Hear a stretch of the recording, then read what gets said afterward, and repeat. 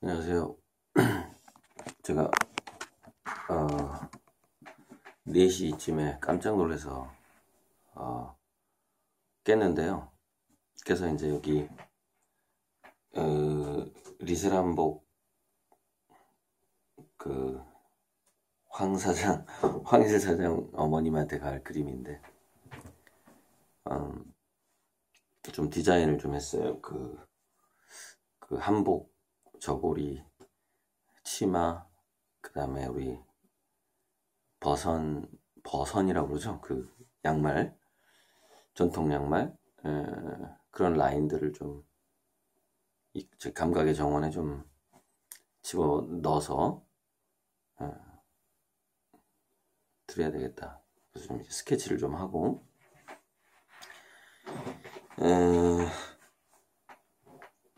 제가 인공지능과 미래인문학 책을 쓰기 전에 미래특허 119라는 돈이 되는 미래특허 119라는 책을 먼저 썼는데, 그거는 뭐 사실 필요는 없어요. 왜냐면은 그 내용이 인공지능과 미래인문학 내용에 다 들어가 있기 때문에 그 원고를 그대로 다 집어넣었거든요. 그 책을 제가 언제 출판했냐면 돈이 되는 미래특허 119, 예전에 제가 자주 얘기했었는데 삼성이 하만이라는 그 오디오 회사를 인수했다라는 뉴스가 나오기 9개월 전에 그 책을 출판했어요. 미래특허 119. 그때 이제 제가 특허사무소에서 이제 한 2년 반쯤 근무할 때인데, 그 중소기업 발명품을 업그레이드 시키는 일을, 뭐, 리디자인이라고 해야 되나요? 재료나 구조 같은 거를 이렇게 업그레이드 시키면서, 진입장벽, 그러니까 회피 설계를 차단해주는 진입장벽을 만드는, 가능한 회피 설계. 그러니까 이걸 만들기 위해서, 그러니까 최종적인 기능을 나타내기 위해서 가능한 등산로에 다양한 길들이 있단 말이죠. 이걸 회피 설계라고 해요. 기술에서는. 그래서 회피 설계를 미리 예측하는 일을 했단 말이에요. 그거는 이제 뭐 제가 어려서부터 과학 잡지를 많이 봤기 때문에도 제가 그런 일을 할 수 있었고, 또 우리 집안 자체가 이제 그 목수 집안 혈통으로 내려오기도 하고, 그러니까 기술자 집안이죠. 예전에는 목수가 최고의 기술자였거든요. 예를 들어서 또 우리 조상들은 또 그 도자기를 굽던 사람들이었거든요. 그러니까 우리 집안에 제가 이제 우리 할아버지가 선산에 가면은 그 전남 장흥군 용산면 쪽에 이제 선산이 있는데, 거기 가면 이제 그 나이 드신 할아버지들이 하던 얘기가, 이제 우리 윗대 막 이렇게 있잖아요, 무덤들이. 윗대에서 강진에서 도자기 만들었었나 봐, 뭐 이런 얘기하고 그랬거든요. 그러니까 제 조상들이 도자기 만들던 사람들하고, 그 다음에 2대 목수가 있어요. 우리 증조 할아버지, 구조 할아버지 2대 목수였어요. 우리 할아버지는 그냥 농사꾼이었고, 아버지는 군인이었고, 그런 어떤 그런 DNA가 분명히 있다고 생각하고 제가 지금 그림을 그리는 것도. 근데 그때 어쨌건 최근에 코로나가 터지면서 또 이제 한 가지 에피소드가 하나 있었는데, 제가 오늘 그 마스크를 쓰고 이제 투표하러 갈 건데 6시쯤에 마스크 특허 기술을 2개를 가지고 있는 항바이러스 마스크인데, 발효 소금을 사용하더라고, 마스크에다가. 그 발효 소금을 사용하고 또 하나 특허를 이제 내 가지고 또 마스크를 생산할 거라고 하는데, 그 사람이 당숙이에요. 그러니까 우리 막내 할아버지의 둘째 아들이죠. 당숙이 이제 한 달 전에 마스크 한 박스를 이렇게 선물로 보냈는데, 왜냐면 이제 그 그 작은 할머니께 우리 어머니가 용돈을 이렇게 보내주고 있거든요. 그러니까 이제 보답으로 마스크 한 박스가 왔는데 그 마스크를 이제 우리 어머니는 친구들한테 이렇게 줬다고 하더라고요. 저는 딱 하나만 남겨놓고 그냥 다 줘버렸는데 그 하나를 오늘 제가 써먹게 되네요. 그 투표하러 갈 때. 이게 마스크 내부에가 소금 봉투가 이렇게 얇게 들어가 있어요. 거기에 이제 발효 소금이 들어가 있다는 거. 그래서 뭐라고 돼 있냐면은 호흡을 할 때 이 우리 몸에서 나오는 습기가 그 소금하고 반응을 해서 뭘까? 바이러스를 차단하는 효과를 뭐 증폭시킨다. 이렇게 설명이 돼 있더라고요.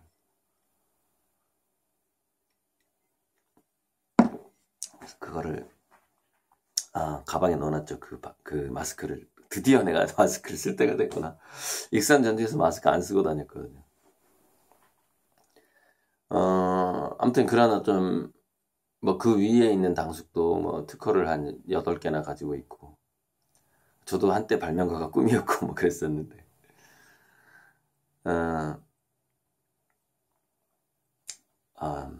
아무튼 무슨 얘기를 하려고 하냐면 제가 그때 특허 공부를 하면서 반도체에 대해서 그걸 봤어요. 뭐냐면 그러니까 항상 뭐냐면 이게 근본적인 건데 집적도를 올리는 데 있어서 그러니까 지금 현재 삼성이 가진 방식의 집적도가 이미 한계에 다다랐다라는 것이죠. 그래서 이게 뭔가 다른 방법을 찾지 않으면 더 고성능을 올리기가 어려운 상황에 처해 있다는 것이죠. 그 얘기는 무슨 얘기냐면은 추격당하기 아주 좋은 상황에 맞다라는 거예요.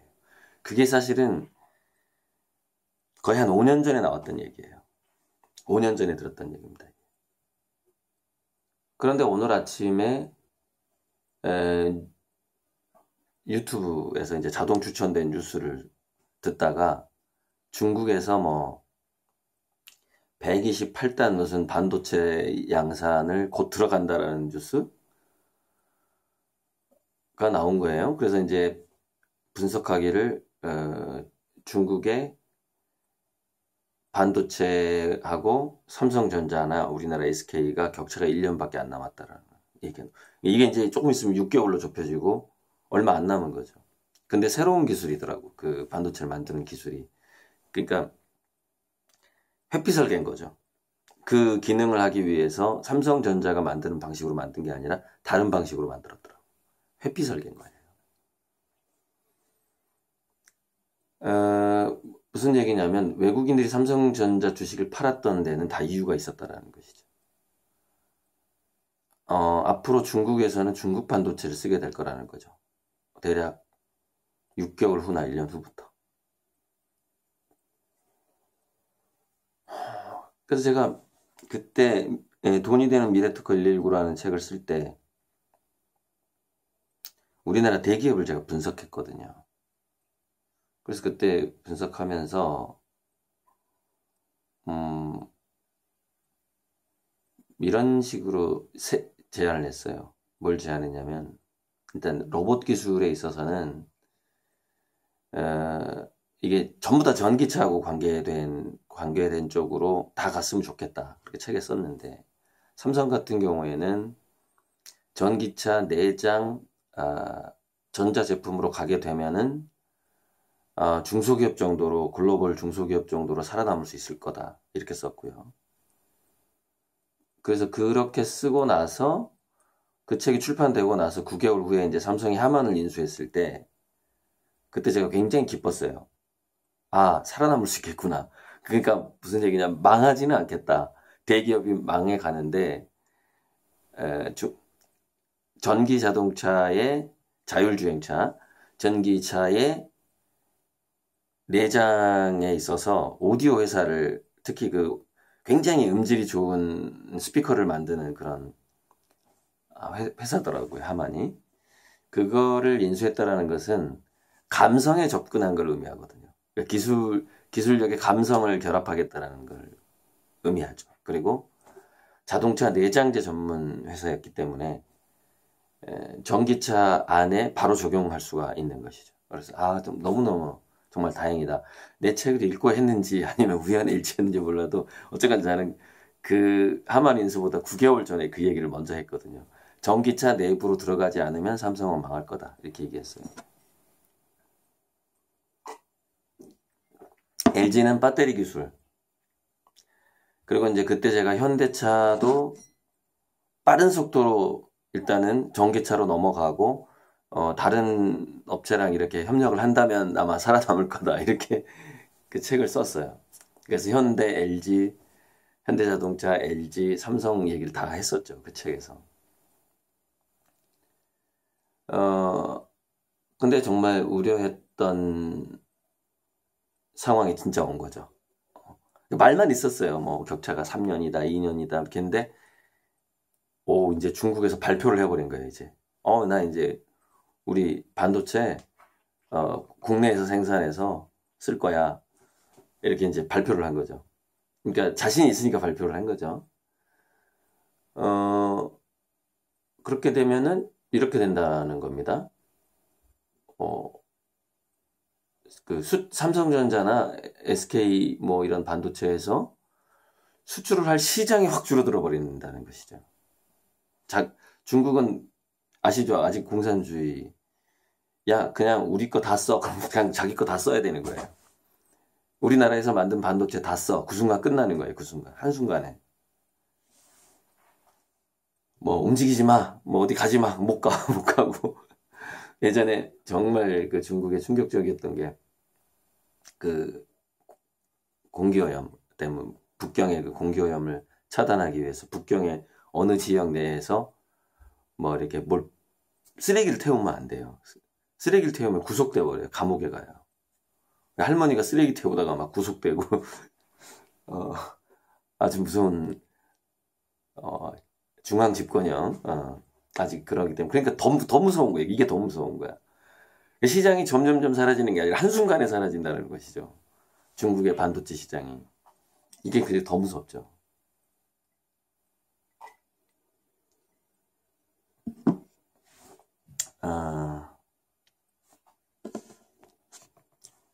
그래서 어쨌건 제가 이제 그 책들을 쓰면서 특허에 관한 책들을 제가 대필해 준 책도 있고 한데 쓰면서 워낙에 예전에 가난했으니까 글 써주고 돈 받고 이랬단 말이죠. 뭐 칼럼도 막 대신 써주고 뭐 어떤 경우는 어떤 신문에서 내가 쓴 글을 자기가 쓴 것처럼 칼럼에 올리고 막 이러더라고요. 정말 웃겨가지고 전화해가지고 빨리 내리라고 그랬지. 그 인터넷에 떠도는 글인데 제가 쓴 건데 다른 교수 이름으로 올라가 있는 거예요. 그런 것도 발견했어요.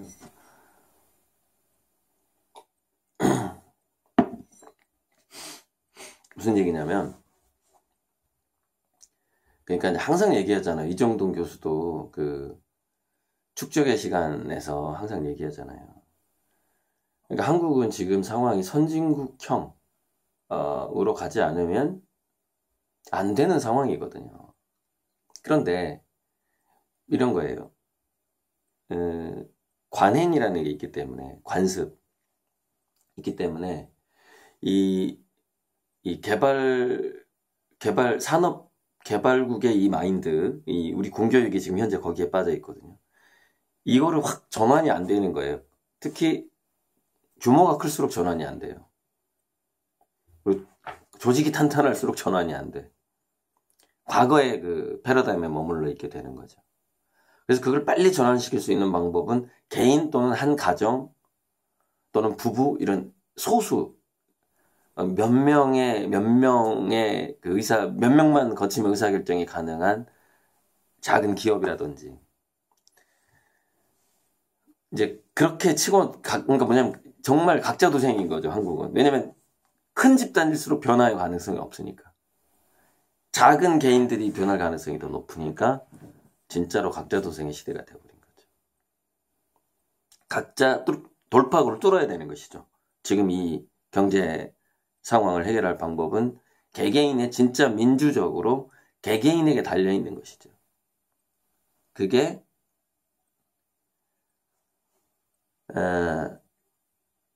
그래서 그거는 선거를 통해서 우리가 뭔가를 보여줘야 되는 것이고 미래지향적이어야 되는 것이죠. 우리의 그 투표 하나하나가.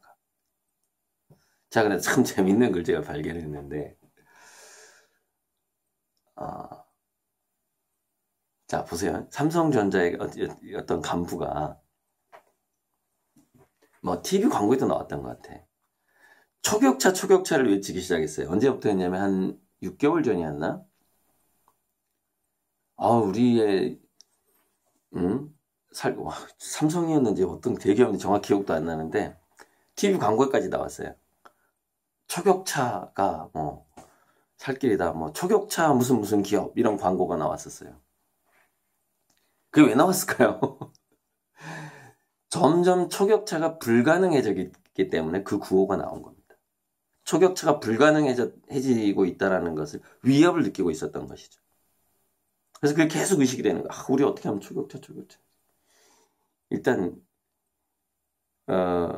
우리가 살 길은 초격차구나. 일단, 야, 다 초격차 해. 구호만 있는 거야. 실제 내용은 없어. 초격차에 대한 내용은 없어.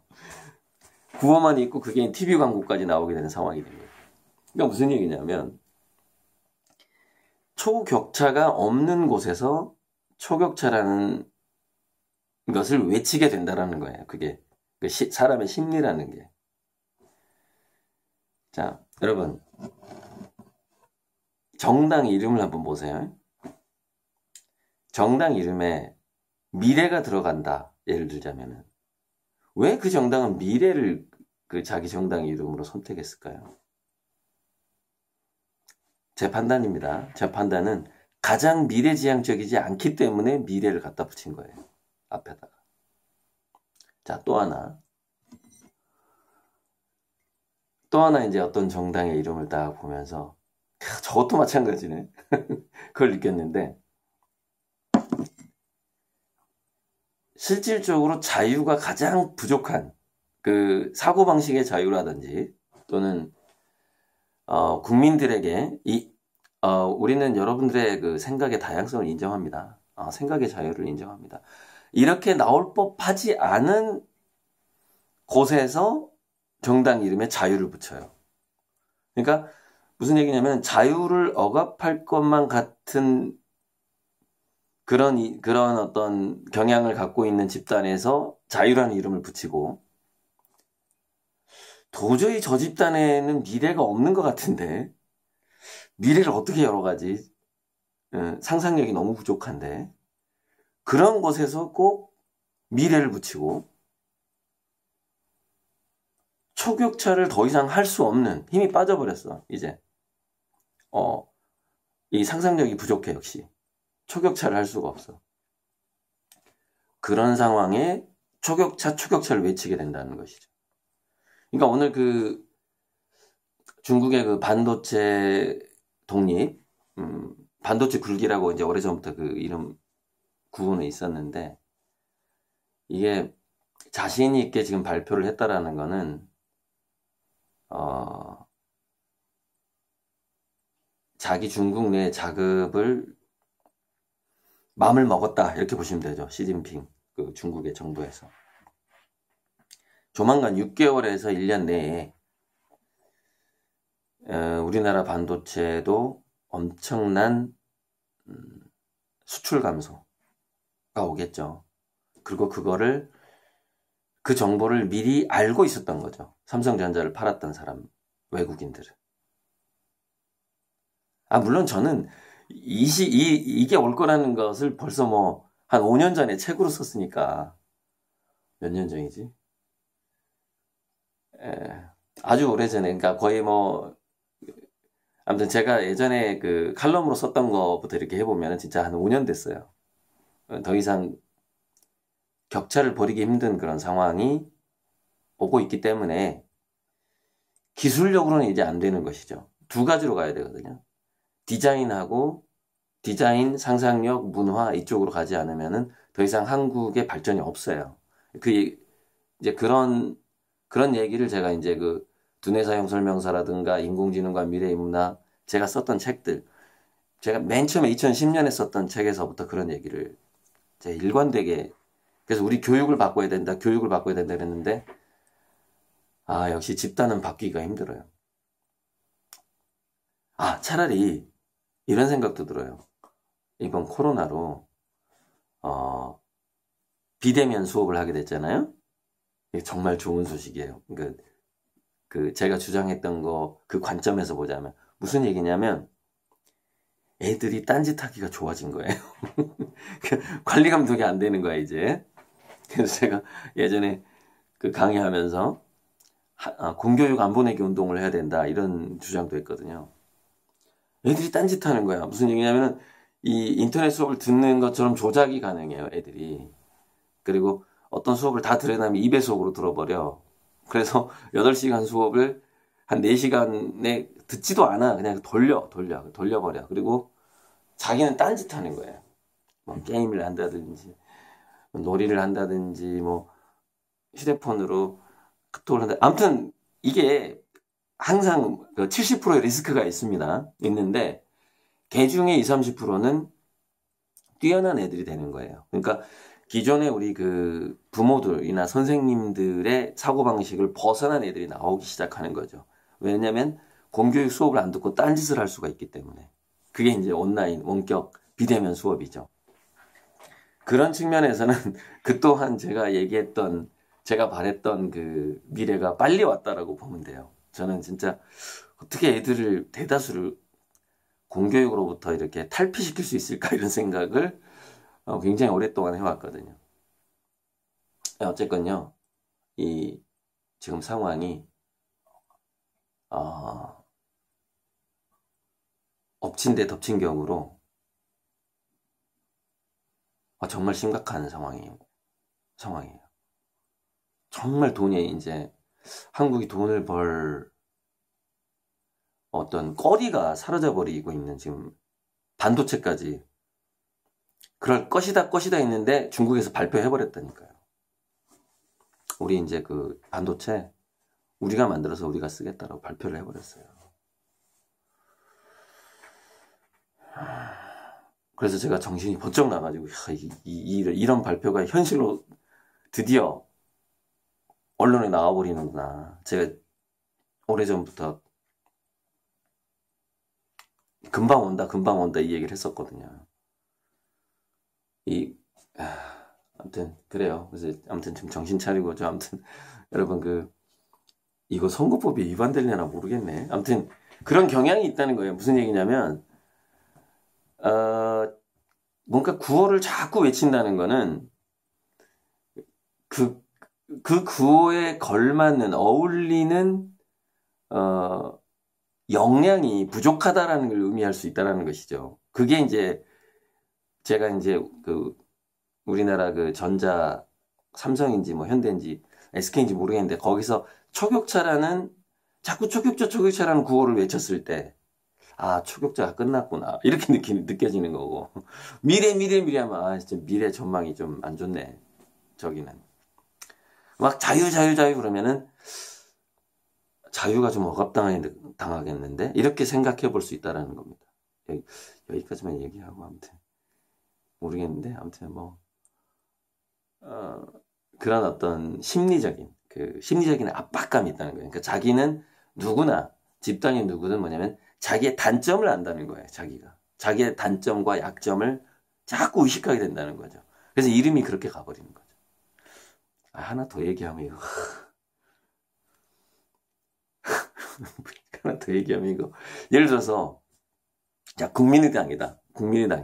그러면은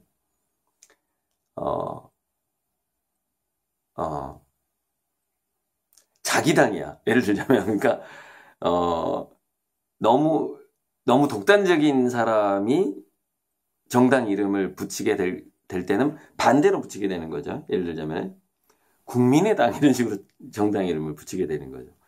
근데 따지자면 그 사람은 굉장히 이렇게 참모들의 의견을 잘 듣는다거나 그런 사람이 아닌 거야 또. 꼭 그런 사람이 또 다수의 정당 이렇게 이름을 붙여요. 다수의 그 의견을 수렴할 능력이 내가 부족하니까 또 이름을 그렇게 붙인다 이거죠. 그런 경향이 사람들은 자기의 약점과 단점과 위협을 받는 것이 자꾸 머릿속에 맴돌게 되는 그런 심리적인 현상이 있다. 여기까지 이제 우리가 이제 문화적인 상상력이 좋아져야 되니까, 문화 인류학적이고 진화 심리학적인 입장에서 제가 어떤 구호와 명칭과 인간의 심리에 대해서 제가 얘기를 한 거지 선거운동을 한 게 아닙니다. 진짜로. 어떻게 될지 모르겠지만 다 몰려봐야 되겠습니다. 감사합니다.